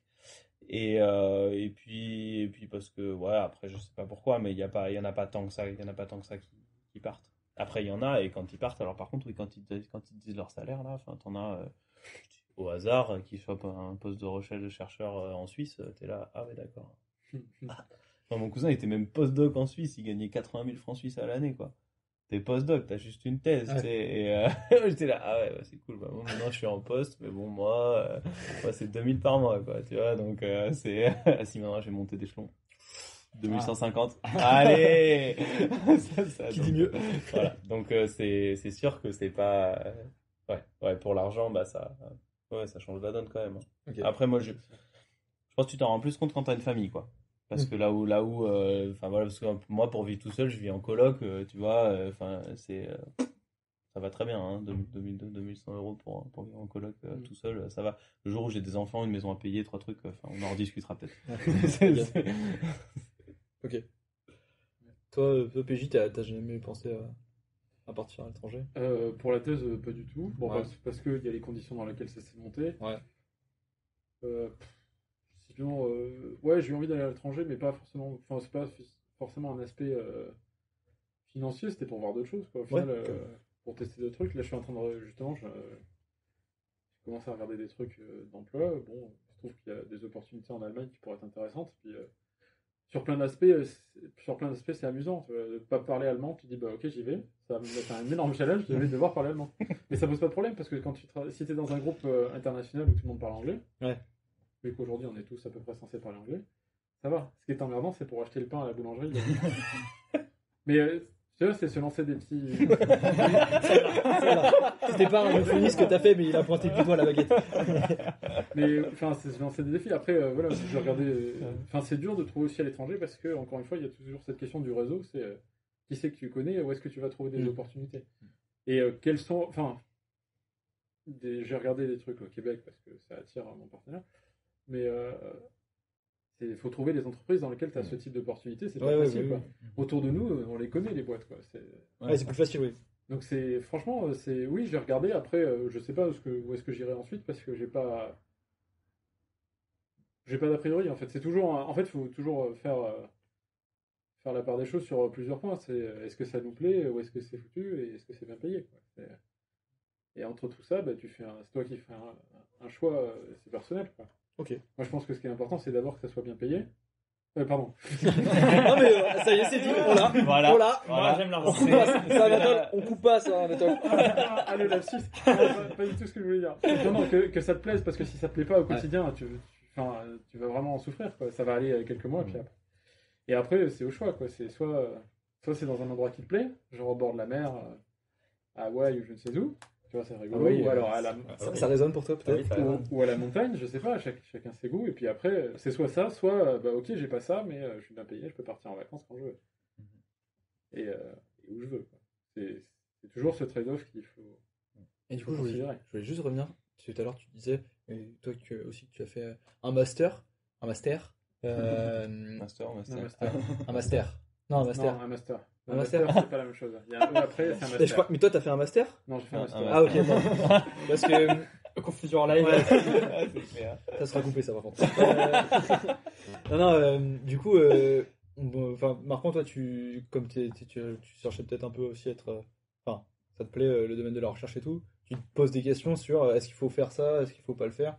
Enfin, est-ce que c'est nécessaire ou pas Ouais, peut-être que. Ouais, donc, moi, on m'a dit, vu que là, je me dirige vers potentiellement une thèse, on m'a prévenu que le mieux pour faire une thèse, en tout cas, en France, le diplôme d'ingénieur étant reconnu, l'équivalence diplôme d'ingénieur master, c'est ok, ça passe, mais à l'étranger, c'est impossible de trouver, d'aller sur une thèse si on n'a pas un master. Enfin, le diplôme d'ingénieur ouais, il n'y a pas d'équivalence internationale sur ce diplôme.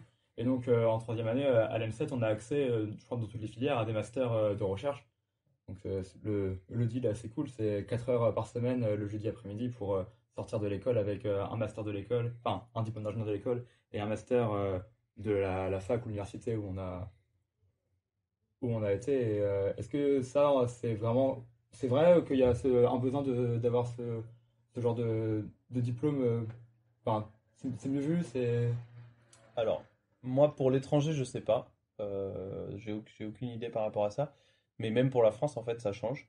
C'est-à-dire que, par exemple, nous, sur les contrats doctoraux établissements, donc qui sont les bourses de thèse où tu vas faire la compète avec tout le monde, entre guillemets, une fois que tu as passé le cut du laboratoire, chez nous, ça joue. Et je pense qu'il y a des gens qui hésiteraient à mettre à envoyer un étudiant qui n'est pas un master.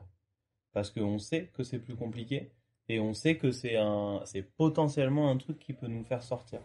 Donc quand je dis nous, parce que c'est un tandem avec l'étudiant. Mais du coup, par exemple, voilà, moi je sais que là, du coup, comme je suis bien classé sur le contrat doctoral établissement, mais j'ai quand même clairement demandé aux étudiants qui candidatent, vous avez un master, est-ce que vous faites un master en parallèle?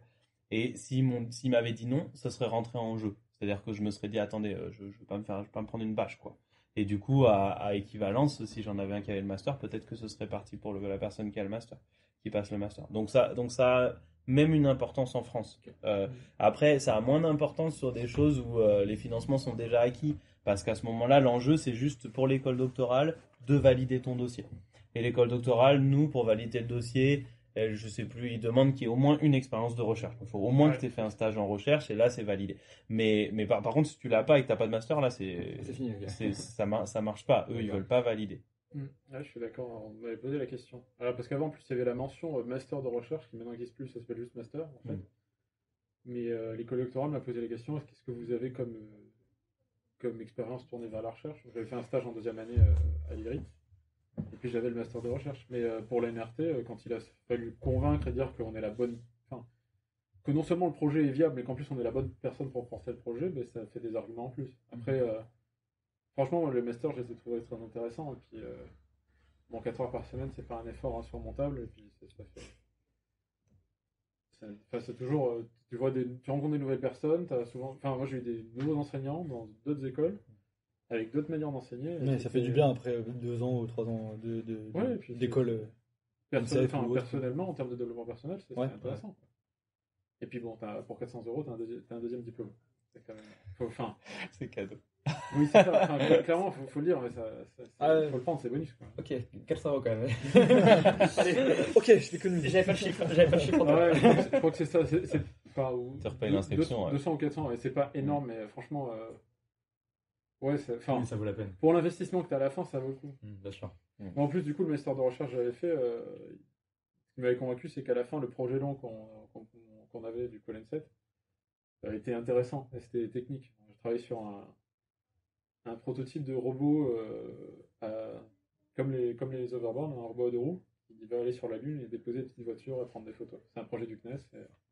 Bon, ça devait décoller là en 2020, puis ça décalé à 2021. Et bon, on verra si ça ira un jour. Bah, là, clairement, je pense qu'on est sur 2022 parce que c'est pas tout à fait fini, mais c'était grave stylé, quoi. Ça donne ça ouvre des opportunités en plus, quoi. C'était trop bien.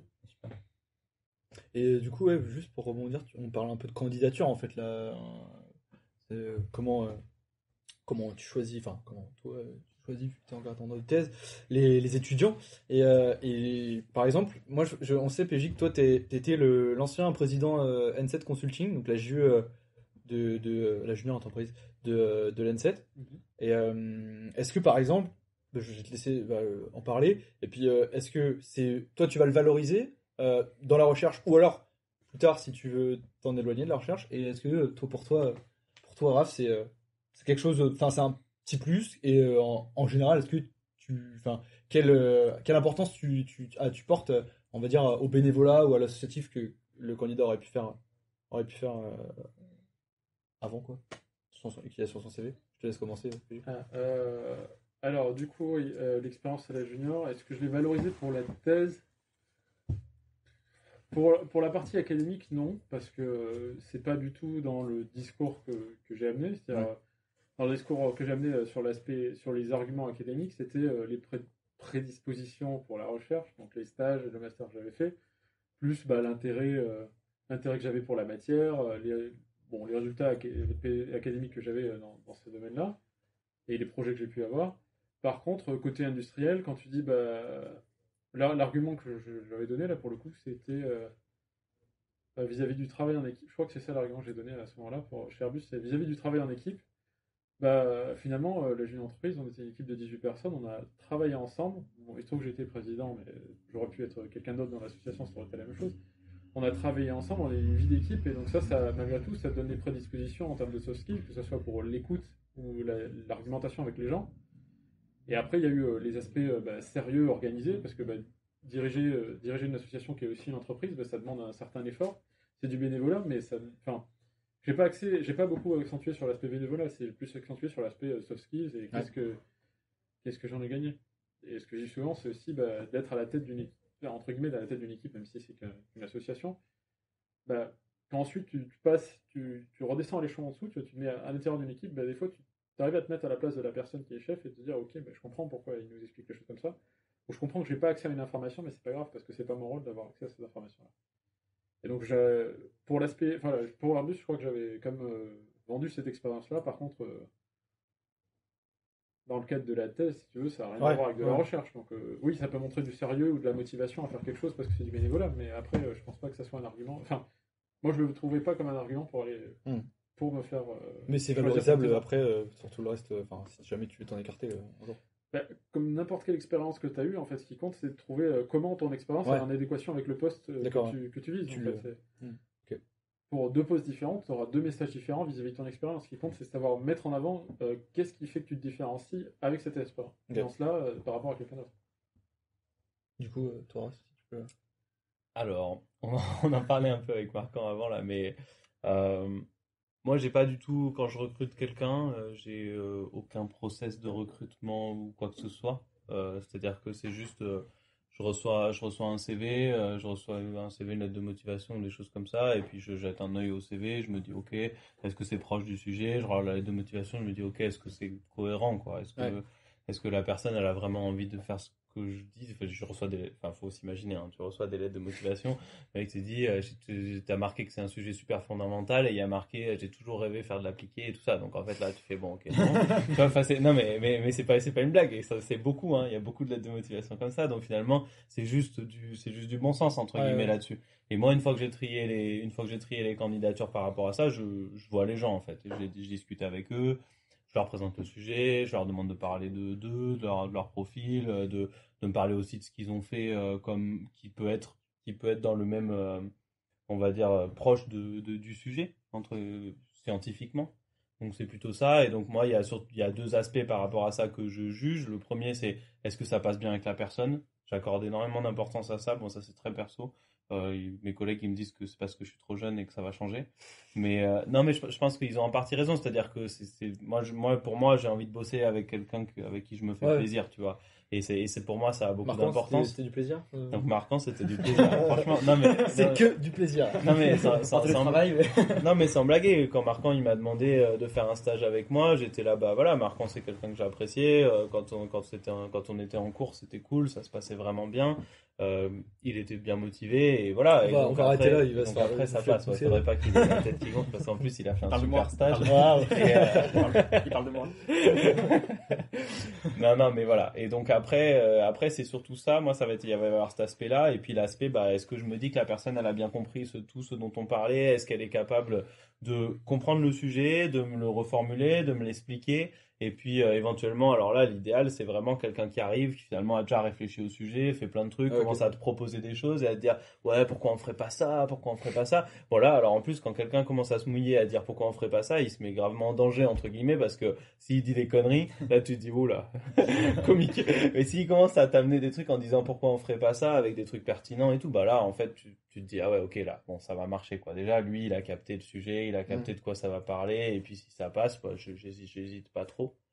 Sur ces trucs-là. Après, bah, le problème, c'est que tu as plusieurs candidatures, donc à un moment, il faut que tu fasses des choix où tu classes les gens. Ça, tu le fais aussi, quoi. Après, voilà. Mais il n'y a pas de. Après, voilà, il n'y a pas de truc quand tu dis, par exemple, s'il y a marqué que tu as fait du bénévolat ou que tu as fait une entreprise, des choses comme ça. Moi, je vais pas y attacher beaucoup d'importance. Par contre, dans ta personnalité, dans la manière dont tu vas être, évidemment que ça va se sentir, évidemment que ça va influencer. Donc, c'est surtout ça, moi, que je vais juger derrière, plus que ce qui a marqué directement sur le CV. Ouais. Ok, bah top. Non, mot de la fin. Ouais, je pense que bah déjà merci d'être venu. On va accueillir avant de faire tous les remerciements, je vais accueillir Nicolas, le gérant du bar, l'heure du singe. il arrive, il était au fond de la salle. Il est informé en régie. C'est ça. Ouais. Je te laisse t'asseoir. Bonjour. Ouais, du coup, Nicolas, t'es le gérant de l'heure du singe avec Morgane. Ouais. C'est un bar à cocktail rue Riquet. Je te laisse un peu présenter si tu veux. Du coup, je regarde pas où par là. Tu regardes moi. Normal. C'est moi le soleil ici. Du coup, depuis 5 ans, avec Morgane, on a l'heure du singe. Ouais. Et donc, c'est un bar à cocktail où on fait tout maison, tout en saison, et le plus possible local. Quand c'est pas des trucs exotiques, en gros, on essaie de les choper à 30 km à la ronde. Et donc, on change souvent la carte. On essaie d'avoir une approche éphémère et très collaborative, du coup, le plus possible avec et les gens qui font l'alcool, donc des petits producteurs souvent. Des DJ tous les week-ends, des chefs avec qui on fait des soirées accords, cocktails, plats, des trucs comme ça. Et du coup, depuis qu'on est fermé, on a essayé de faire perdurer ça en mettant nos mix sur Mixcloud pour que les gens puissent continuer d'écouter de la musique qu'ils connaissent pas forcément parce que les DJ ils chinent des disques et tout ça. Et de faire une chaîne YouTube où on fait des accords plats et cocktails justement et des recettes de cocktails. Et du coup, c'est quoi ton adresse? C'est Nico Bossou, heure du singe. Nico Bossou, heure du singe. Ça sera en dessous de votre. Et du coup, voilà. C'est donc, pour des tutos ou c'est. Alors, il y a des tutos cocktails de base, il y a des trucs un peu plus en mode bartender, genre où il faut un peu de matériel, mais je précise toujours au début de la vidéo. Et après, les tutos avec de la food, on fait tout ici et c'est des trucs qui sont faits pour. Les vidéos sont faites pour être reproductibles par n'importe qui. Type gyoza, porc au caramel, tempura de macro, des trucs vraiment petits et très bons. Et voilà. Donc on essaie de communiquer le plus possible notre passion des bonnes choses, quoi. Ouais. Voilà. J'ai vu aussi sur votre site, vous faites de la vente à emporter. Ouais, tout à fait. Ouais. À emporter, surtout à livrer. En fait, on a un e-shop. On livre des cocktails embouteillés ou du vin, de la bière et les petits trucs qu'on fait à manger d'habitude ici. Et on fait beaucoup de pickles maison, de marinades, genre de poulpe, tu vois, dans des saumures vinaigrées, des trucs comme ça. Donc on essaie toujours pareil d'exporter tout ce qui se fait dans le bar, de l'amener chez les gens pour qu'il y ait une expérience un peu cool. Ok, bah top. Avec les bars fermés, quoi. Voilà. Ah, bah, super. Bah, en tout cas, on espère que quand ça rouvrira, on pourra venir, Mais j'espère venir aussi. déguster un. Bah, c'est-à-dire bientôt, quoi. Bah, j'espère. Demain, non Je crois que c'est demain. J'ai entendu ça. Dis pas ça, je vais voir les flics demain. On n'a pas dit quel jour on était, c'est bon, t'inquiète. Ok, bah non, bah, on Voilà. espère pouvoir venir déguster. Ben, j'espère que. Très bientôt, ouais. J'espère aussi. En tout cas, bah, merci à tous d'être venus aujourd'hui pour cette émission. Merci à vous. Si on peut, les gens qui nous écoutent, si vous voulez les retrouver, je crois que Pierre, on t'a trouvé sur LinkedIn. Oui, tout à fait. Ouais. Toi, Sur le site de l'IMFT. Ok. Probablement, c'est le mieux. si on veut demander des stages, je sais pas. Ouais, c'est ça. Voilà. Du coup, pour les livraisons, c'est ardusinge.com. Ah oui, Ah ouais. Et les tutos sur YouTube. Donc, Nico Bossou. Ouais. Vous tapez Nico Bossou. on mettra ça sur Ouais, bon, c'est écrit. la description. Ça marche. Et puis ouais, non, voilà, si on veut vous contacter, si ils seraient intéressés pour discuter avec vous, si vous êtes open avec ça. Pas de souci. Pas de souci, Voilà. ouais. Ok, bah top. Bah, merci encore. Et puis à bientôt. Vous, les auditeurs, cliquez fort. Et puis, puis au prochain épisode.